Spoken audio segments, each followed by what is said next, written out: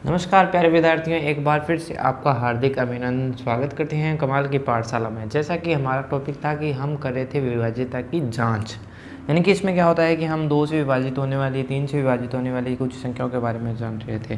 तो सबसे पहले हमारे पास क्वेश्चन उठता है कि अगर इनकी जाँच ही क्यों।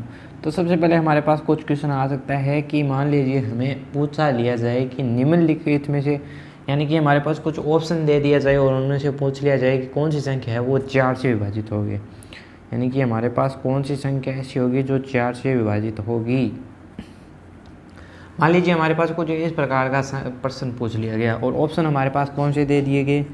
पहला हमारे पास दे दिए गए 3935, दूसरा ऑप्शन हमारे पास दे दिया गया 3936 और तीसरा जो ऑप्शन है वो हमारे पास दे दिया गया 3834 और चौथा जो ऑप्शन है वो हमारे पास कुछ इस प्रकार का दे दिया गया, वो कौन सा है 4835। तो इस प्रकार के क्वेश्चन में हम क्या करेंगे, सबसे पहले हम अपनी तरफ से कुछ भाग देने की कोशिश करेंगे, यानी कि 4 से सभी संख्याओं को भाग दे के देखेंगे कौन सी संख्या ऐसी है जो पूर्णतः विभाजित हो सकती है, या आपसे पूछ सकता है कि जो शेषफल शून्य प्राप्त हो, शेषफल क्या हो, शून्य हो। तो इस प्रकार के क्वेश्चनों को करने के लिए हम 4 से विभाजित होने वाले यानी कि विभाज्यता की जांच करते हैं और इनके अंदर देखते हैं कि कौन से ऐसे गुण हैं जिनके कारण जो है वो इस प्रकार से विभाजित होता है। तो एक प्रकार के क्वेश्चन है, इसको इस हल किस प्रकार से करेंगे। तो हम सबसे पहले पढ़ लेते हैं 4 के बारे में, यानी कि जो 4 है उसके जो विभाज्यता के कौन से गुण हैं, यानी कि उसके जो गुण से हम आसानी से इस क्वेश्चन को कर सकते हैं। तो अब हम उन संख्याओं के गुणों के बारे में देखेंगे जो 4 से विभाजित होती है और उसके बाद में हम उस क्वेश्चन को हल करने की कोशिश करेंगे। तो सबसे पहले तो इसका जो पहला गुण है, यानी कि इसका जो गुण है वो कहता है यदि संख्या के अंतिम 2 अंक, संख्या के जो अंतिम 2 अंक है, यानी कि जो हमारे पास संख्या दी गई है वो विभाजित होती है नहीं, उसके जो आखिर के जो अंक है वह 4 से विभाजित हों। तो हम संख्या के जो अंतिम अंक है वो उनको देखेंगे, अगर वो 4 से विभाजित होते हैं तो वह पूरी संख्या वो जो है वो 4 से विभाज्य होगी।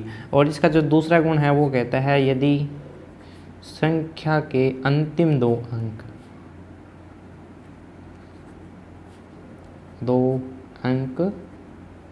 शून्य हो। और इसका जो दूसरा गुण है वो कहता है यदि, तो पहला गुण ये कह रहा है कि यदि इसके जो अंतिम 2 अंक है, यानी कि लास्ट के जो 2 अंक है ये वो 4 से विभाजित होने चाहिए, या जो अंतिम के 2 अंक है वो शून्य हो। इस प्रकार से हम कह सकते हैं। तो हमने शुरुआत की थी एक क्वेश्चन से, अब उस क्वेश्चन को देख लेते हैं। तो हमने कहा था कि अगर इस क्वेश्चन की हमें जांच करनी हो तो हम पूरी संख्या को 4 से विभाजित करके देखेंगे और इसका ऑप्शन का उत्तर निकाल लेंगे। लेकिन हमने कहा है कि 4 से विभाजित होने की शर्त है अगर अंतिम 2 अंक या तो 4 से विभाजित हो या अंतिम 2 अंक क्या हो, शून्य हो।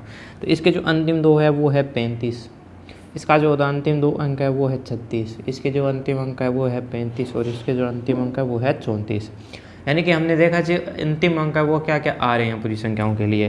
तो हम क्या करेंगे, सबसे पहले देखा कि अगर 35 4 से विभाजित होता है तो हमने देखा कि जो 32 है और 36 है, यानी कि 32 और 36 है वो 4 से विभाजित होता है, लेकिन जो 35 है वो 4 से विभाजित नहीं होता, यानी कि ये जो पहला ऑप्शन है इसका नहीं हो सकता। इसके बाद में हमने देखा कि ये जो है वो 36 क्या 4 से विभाजित होता है, तो हमने देखा कि 4 से 36 विभाजित होता है, यानी कि इसका जो ऑप्शन है वो नंबर हो जाएगा 2।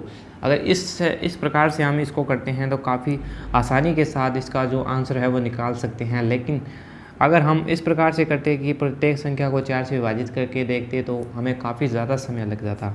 और इस प्रकार से हम 4 से विभाजित संख्या निकाल सकते हैं, या पूछ सकता है कि इससे कोई संख्या पूछ सकता है हमारे पास, यानी कि इस प्रकार से भी पूछ सकता था कि जो उससे 36 है से हम अगर 4 को विभाजित करें तो शेषफल कितना बचेगा।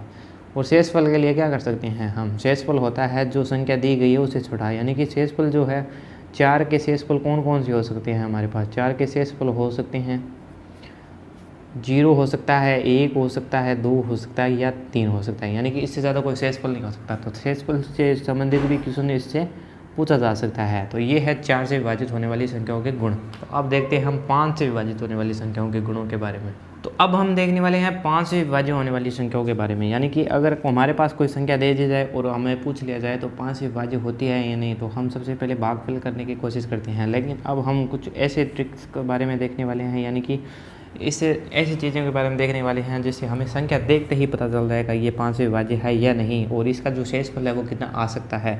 तो सबसे पहले हम क्या करेंगे, इसका जो गुणधर्म होता है, कोई भी संख्या 5 से पूर्णतः तभी विभाजित होगी जब उसके अंतिम अंक, यानी कि जब पूर्णतः विभाजित होगी यदि उसका जो अंतिम अंक है, यानी कि वो संख्या का जो अंतिम अंक है, या तो हमारे पास क्या हो, 5 हो, या हमारे पास 0 हो। इसकी एक ही शर्त है कि जो हमारे पास संख्या विभाजित करनी है या उसका जो अंतिम अंक है, या तो हमारे पास 5 प्राप्त होना चाहिए या हमारे पास 4 प्राप्त होना चाहिए। इस प्रकार से एक उदाहरण भी देख सकते हैं हम। मान लीजिए हमें पूछ लिया जाए कि 1225 को अगर हम भाग दें 5 से तो उस क्या वह पूर्णतः विभाजित होगी। तो हम सबसे पहले जांच करते हैं कि इसका जो अंतिम अंक है वो क्या 5 आ रहा है। तो अब देखा तो इसका जो अंतिम अंक है वो हमारे पास 5 प्राप्त हो रहा है। इसी प्रकार हमारे पास एक संख्या पूछ ली जाएगी कि 630 है वो क्या पूर्णतः 5 से विभाजित होगी, यानी कि उसका जो शेषफल है वो 0 आएगा, यानी कि सिर्फ जो शेषफल है वो हमारे पास 0 प्राप्त होगा या नहीं। अगर हमारे पास ये पूछ लिया जाए तो हम इसका अंतिम अंक देखेंगे। यदि इसका अंतिम अंक 5 है या 0 है तो ये क्या हो गई कि इसका जो शेषफल है, यानी कि इस संख्या का जो शेषफल है वो हमारे पास क्या होगा, 0 प्राप्त होगा। और इस संख्या के हमने देखा कि इसका जो अंतिम अंक है वो कितना है, 0 है। तो इस प्रकार से हम पूर्णतः विभाज्य या नया विभाज्य की जांच कर सकते हैं, यानी कि इसके शेषफल भी निकाल सकते हैं। अगर हमारे पास कुछ संख्या पूछ लिया जाए कि अगर हमारे पास कुछ इस प्रकार का ये प्रश्न आ जाए कि निम्नलिखित में से कौन सी ऐसी संख्या जो 5 से पूर्णतः विभाजित होगी, तो बड़ी आसानी के साथ हम इसका हल निकाल सकते हैं। कैसे कि हम उस संख्या के अंदर देखेंगे कि उसके जो अंतिम अंक 5 आ रहा है या 0 आ रहा है। अगर ऐसा प्राप्त हो रहा है तो हम कह देंगे कि ये संख्या इससे पूर्णतः विभाज्य है।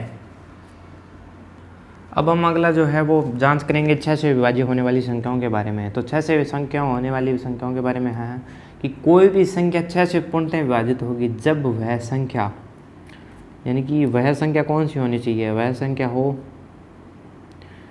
संख्या 2 या 3 से पूर्णतः विभाज्य हो।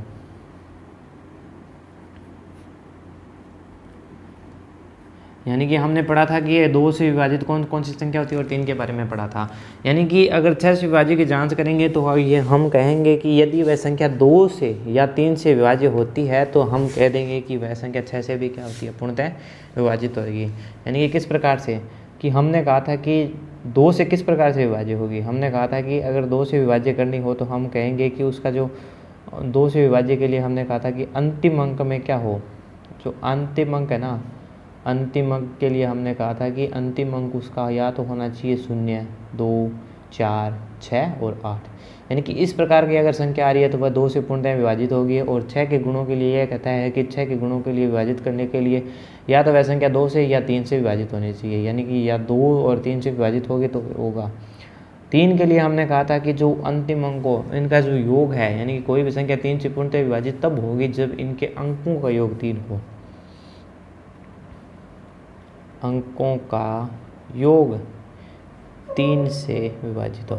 यानी कि अगर हमें कोई बड़ी संख्या दे दी जाए तो हम उसका योग करेंगे और योग करने के बाद उसमें 3 का भाग देके देखेंगे। अगर पूरी तरीके से 3 का भाग जाता है तो वह क्या होगी, 3 से विभाजित होगी। इसके लिए एक एग्जाम्पल ले लेते हैं, यानी कि 6 से संख्या पूर्णतः विभाजित होगी। इसके लिए एक एग्जाम्पल भी हम देख लेते हैं। मान लीजिए हमारे पास एक क्वेश्चन आ गया कि हम निम्नलिखित संख्याओं में से 6 से विभाजित होने वाली संख्या कौन सी है, और हमें मान लीजिए एक संख्या दे रखी है 444, और अगर इसका हमें 6 से विभाजित करना है और हमें पूछ रहा है कि शेषफल कितना होगा। दूसरा ये भी क्वेश्चन पूछ सकता है।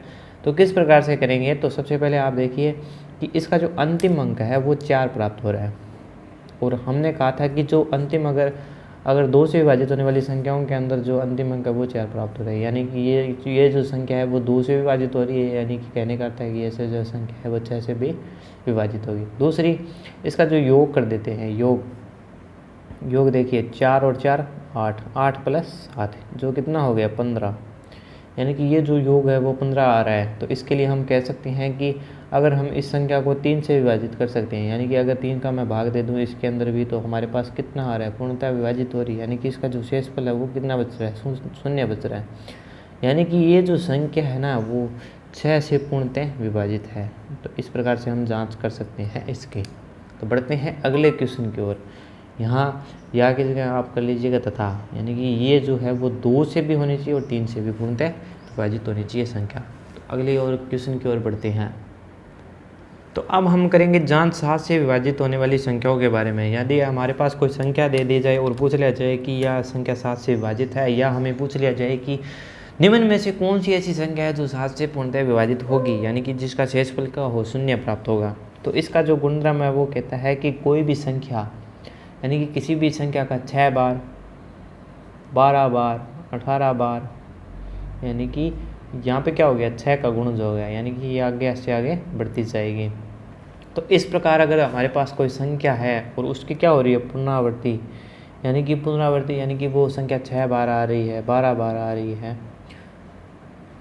18 बार आ रही है, यानी कि संख्या वह बार बार दोहराई जा रही है, यानी कि उस संख्या की क्या हो रही है, पुनरावृत्ति हो रही है। जिस प्रकार से हम एक एग्जाम्पल के रूप में ले सकते हैं।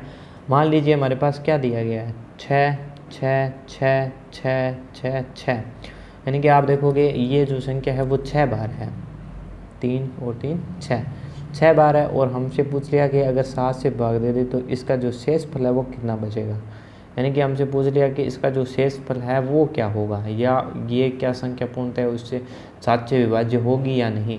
तो हमसे ये क्वेश्चन पूछ लिया। तो सामने कहा था कि इसका जो गुण है वो कहता है अगर वह संख्या 6 बार हो, तो हमने देखा कि ये जो संख्या 6 बार है, अगर वह संख्या 12 बार हो या 18 बार हो या इससे बढ़ते जाए, अगर उस संख्या की पुनरावृत्ति हो, दूसरी चीज़ ये है।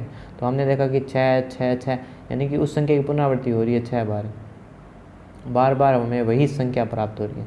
तो हम कह देंगे कि इस प्रकार की जो संख्या है वो 7 से विभाज्य है, यानी कि ये संख्या जो है वो 7 से विभाज्य होगी।